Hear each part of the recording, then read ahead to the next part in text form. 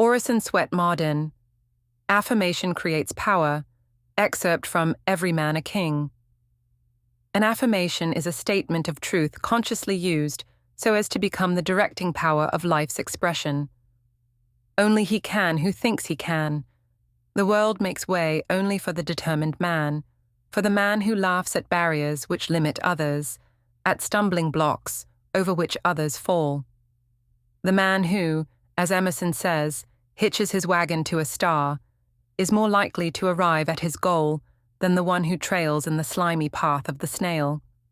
Confidence is the father of achievement. It reinforces ability, doubles energy, buttresses mental faculties, increases power. Your thought will carry only the force of your conviction, the weight of your decision, the power of your confidence. If these are weak, your thought will be weak and your work futile. Some people are incapable of strong, deep conviction. They are all surface and liable to be changed by the opinions of everybody else. If they resolve upon a certain course, their resolution is so superficial that the first obstacle they strike deflects them. They are always at the mercy of the opposition, or of people who do not agree with them. Such people are shifty and unreliable. They lack strength of decision, positiveness of resolution. What is a man good for if he hasn't strength of resolution? If his convictions are on the surface, he stands for nothing. Nobody has confidence in him.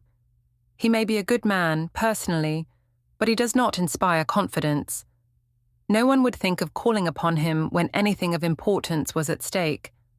Unless conviction takes hold of one's very being, there will be very little achievement in life.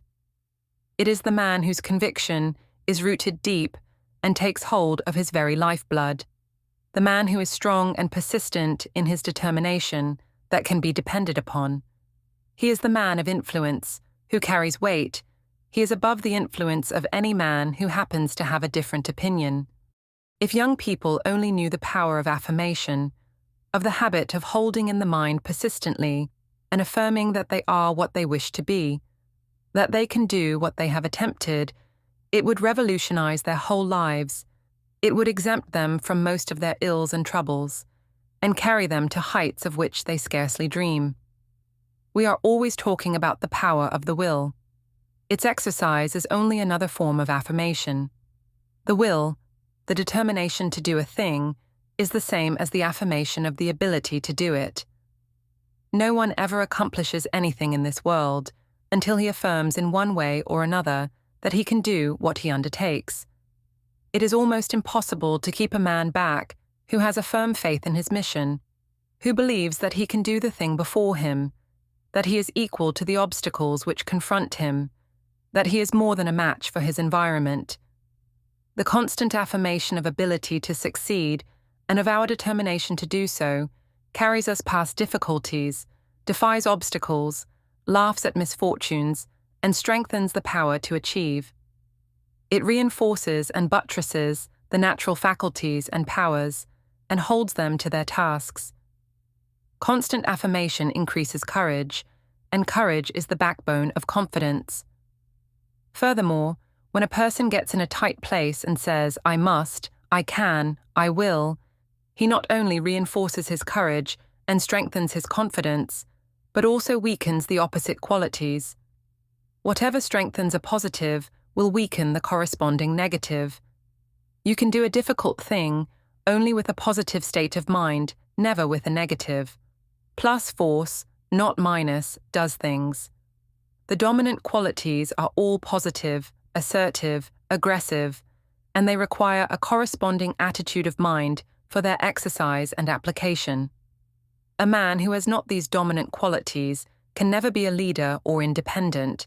He must be a trailer, an imitator, until he changes his thought from negative to positive, from doubtful to certain, from shrinking and retiring to asserting and advancing.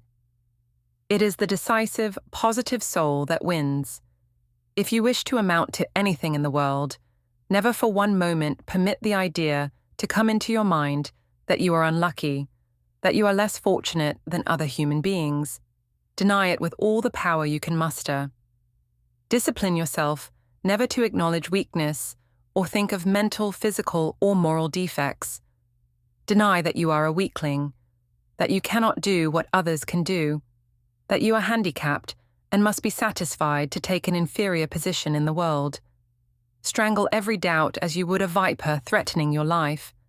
Never talk, think, or write of your poverty or unfortunate condition. Cut out of your life all thought that limits, hampers, dwarfs, and darkens it. These are ghosts of fear. The Creator never made them or intended them to haunt and torment you. He made you for happiness, for joy, for conquest over your environment. Persistently affirm that the Creator handicapped no one, that our limitations are all our own. Resolve that, come what may, you will be an optimist, that there shall be nothing pessimistic in you. Believe in the final triumph of the right, the victory of all that is true and noble. Affirm that you are one of the most fortunate beings. Congratulate yourself that you were born just in the nick of time, and in just the right place, that there is a defined work for you to do that no one else can do, and that you are one of the most lucky persons in the world to have the opportunity, the health, the education to do the tiling you are bound to accomplish. If you are out of work and poor, just throw out of your mind every idea of penury and poverty. Hold the thought of plenty, of abundance, of all good, which the Creator has promised you. Stoutly deny that you are poor, or miserable, or unlucky. Claim that you are lucky, that you are well, vigorous, and strong, that you must succeed, and you will succeed. Always affirm that the Creator who gave you the longing to be somebody and to do something in the world has also given you the ability and the opportunity to realize the ambition. When you set your mind toward achievement, let everything about you indicate success. Let your manner, your dress, your bearing, your conversation, and everything you do speak achievement and success. Carry always a success atmosphere with you. You will find a wonderful advantage in starting out every morning with the mindset toward success and achievement by permeating it with thoughts of prosperity and harmony, whether by repetition of set formulas, as some advise, or not. It will then be so much the harder for discord to get into the day's work. If you are inclined to doubt your ability to do any particular thing, school yourself to hold the self-trust thought firmly and persistently. It is the assumption of power, of self-trust, of confidence in yourself, in your integrity or wholeness, that cannot be shaken, that will enable you to become strong, and to do, with vigor and ease, the thing you undertake. You will find that the perpetual holding of these ideals will change your whole outlook upon life. You will approach your problems from a new standpoint, and life will take on a fresh meaning. This perpetual affirmation will put you in harmony with your surroundings. It will make you contented and happy, and it will be a powerful tonic for your health. It will help you to build up individuality and personal power. It will make your brain clearer, your thought more effective. Keeping the mental machinery clean makes for vigorous thinking, decisive action. If you are deficient in any quality, you can strengthen it by constant affirmation. If you are a coward anywhere in your nature, and most people are, you can strengthen courage by constantly affirming that you are absolutely fearless, that you are courageous, that nothing can harm you. Reason that fear is simply the sense of danger, and when you have perfect confidence in the great Creator's purpose, when you trust it implicitly, there will be no cause for fear. If you have convinced yourself that there is only one great cause, that the opposite must be a delusion, you will gradually lose the sense of fear and gain the courage you desire. Every time you feel a sense of fear come over you, say, I am absolutely fearless. There is nothing to fear. Fear is not a reality. It is not the truth of being.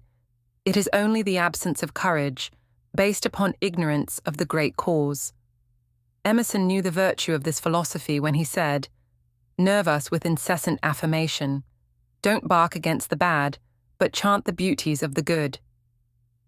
Stoutly determine not to harbor anything in the mind which you do not wish to become real in your life. Shun poisoned thoughts, ideas which depress and make you unhappy, as instinctively as you avoid physical danger of any kind. Do not entertain a discordant or an unhappy thought, or a thought of weakness and misery, but replace all these with cheerful, hopeful, optimistic thoughts. When you feel out of sorts, blue, discouraged, disheartened, if you form the habit of suggesting to yourself some agreeable or pleasant subject to dwell upon or think about, or take up some word or idea which will suggest pleasure, happiness, and harmony, you will be surprised to see how quickly you can change the whole course of your thought. And when this is changed, the feeling will change also. You will increase your courage and confidence, and this is half the battle. You will soon find that your environment will begin to change. Hope will brighten, you will have a healthier outlook upon life. Then thought, instead of depressing your mind, will be a perpetual tonic of encouragement, and light will soon break and drive out the darkness. All that you dream of, all that you yearn for and long to be, will be within your reach if you have the power to affirm sufficiently strong, if you can focus your faculties with sufficient intentness on a single purpose. It is concentration upon the thing you wish that brings it to you, whether it is health, money, or position. Constantly affirm that which you wish, hold it persistently in the thought, concentrate all the power of your mind upon it, and when the mind is sufficiently positive and creative, the desired thing will come to you as certainly as a stone will come to the earth, when left free in the air, through the attracting influence of gravitation. You make yourself a magnet to draw the condition you wish,